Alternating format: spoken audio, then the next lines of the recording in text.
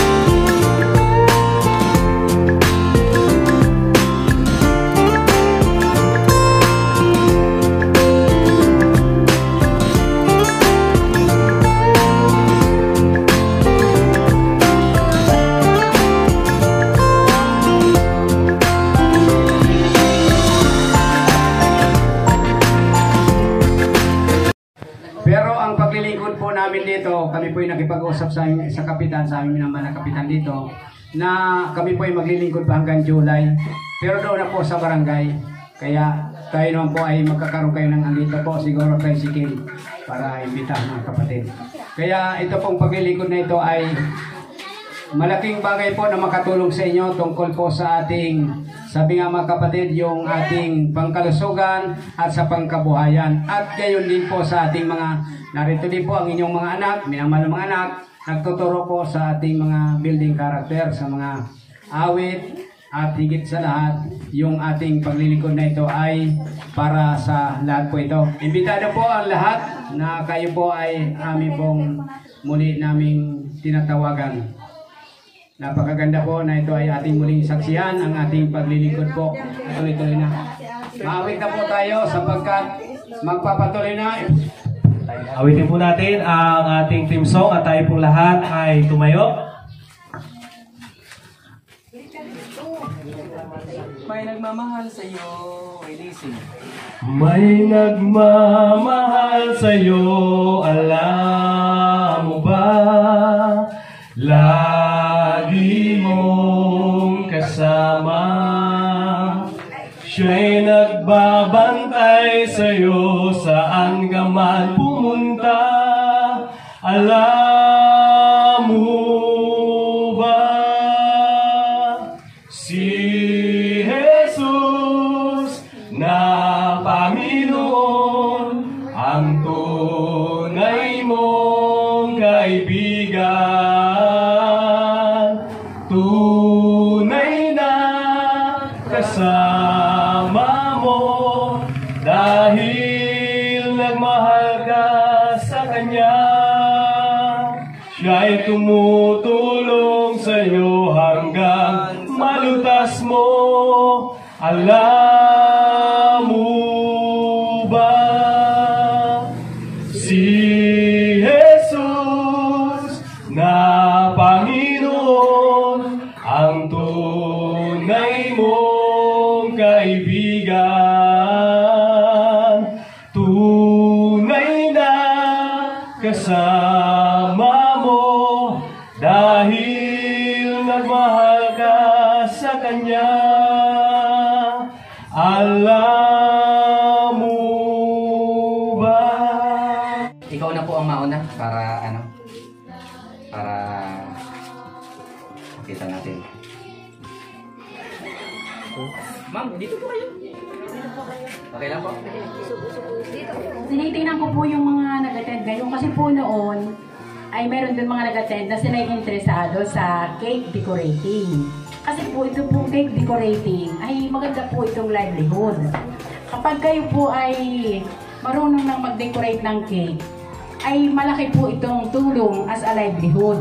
Kaya po, hinahanap po yung mga nagsabi nila sila interesado sa cake decorating pero parang hindi ko makita. Okay, ito po ang tawag po dito ay mixer. Pero ito po ay pwede po na hand mixer lang, ito lang.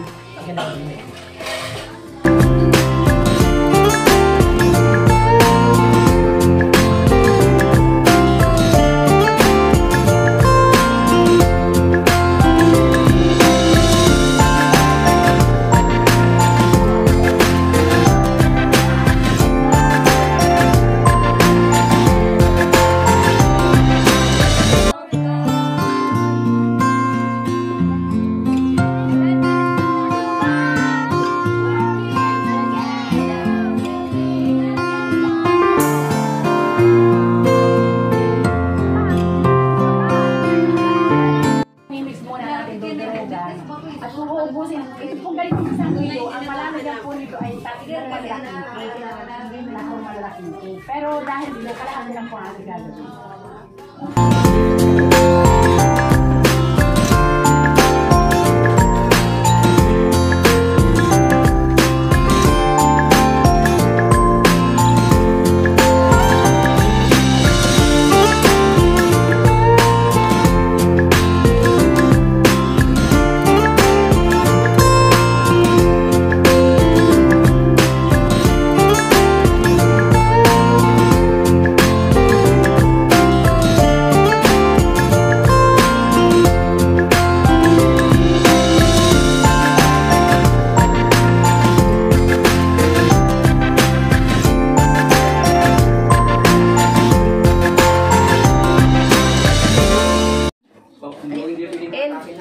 Hahaluin muna po natin siya dahil siya ay bilog-bilog. Kaya siya ay tutunawin muna natin.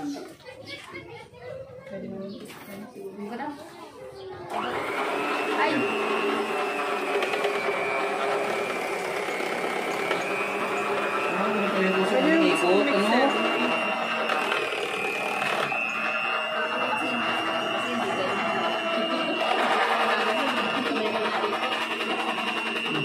Hindi siya nilalagyan ng pampabuhay. Para gumano. Dahil siya nahalo na, nilagyan po ng tubig. May malamig ako dyan. Malamig po ang tubig ang nilalagay. Diyan sa lagayan ko. Langaw. Langaw.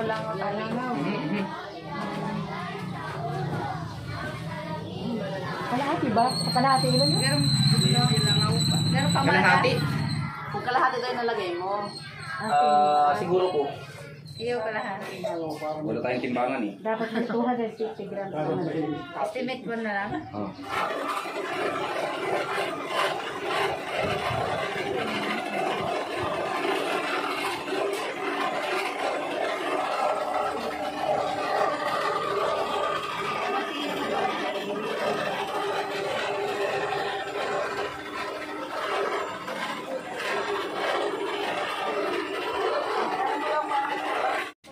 Basta po hindi na siya nahulog.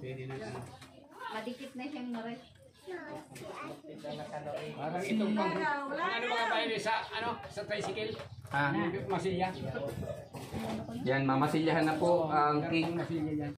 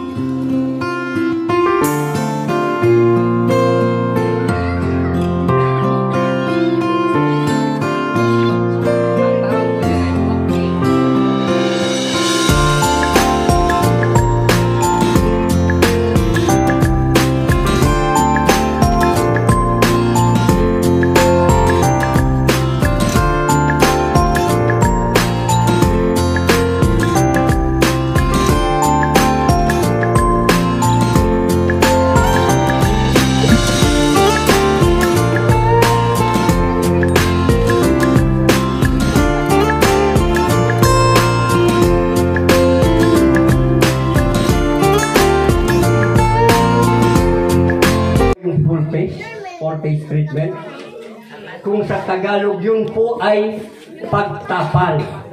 Lalong-lalo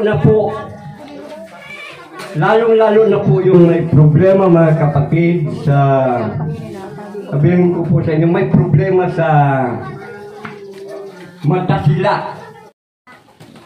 Lalo na po ang panahon ngayon. Ang panahon ngayon na medyo maulan. Kalimitan pag dinala nyo sa doktor ang bata na may 3 araw ng sunod-sunod ang lagnat. Maaring ang bata ay magkaroon ng tendency na bumaba ang kanyang blood platelet. Pag ang tao ay bumaba ang blood platelet, ang tawag niyan ay dengue.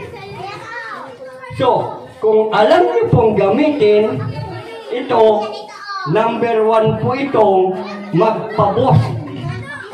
Ito po yung tinatawag na ano? Ha? Very good, nanay. Naglalaga ka po ng tawa-tawa. Ha? Hindi lang po ito sa kalintura, gamot. Ang charcoal din po, gamot din po yan. Ito, sino po may problema sa mga, lalo na sa mga lalaki? Ang tawag po nito mga kapatid ay bukakaw. Pero ang may mga alagang manok, galit sa bukakaw. Pero alam niyo po bang ang bukakaw ay maraming karamdaman din na pwedeng pagalingin ng bukakaw? Lalo na yung may problema sa tinatawag na orina, sa los-los. Ha? Maganda po yung gamot. So,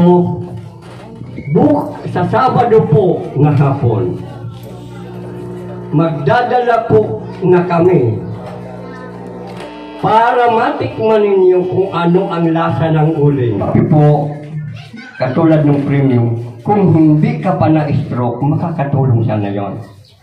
Kaso lang, nag-suffer ka na ng tinatawag na may stroke, hindi na po yun angkop.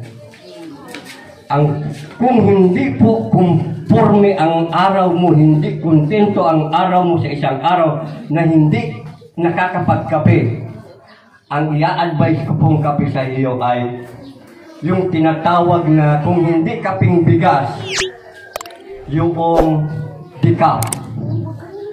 decaffeinated coffee, yung kulay blue, pwede po yun na inumin ng mga na-stroke. Decaffeinated. Kung wala kayong palayo, kasirulang Kung inyo naririnig at nakikita sa lipunan ko ay nagbibigay po ng health picture ang ating kapatid na si Brother Mike Ason. So ito po ay patungkol po ito sa charcoal.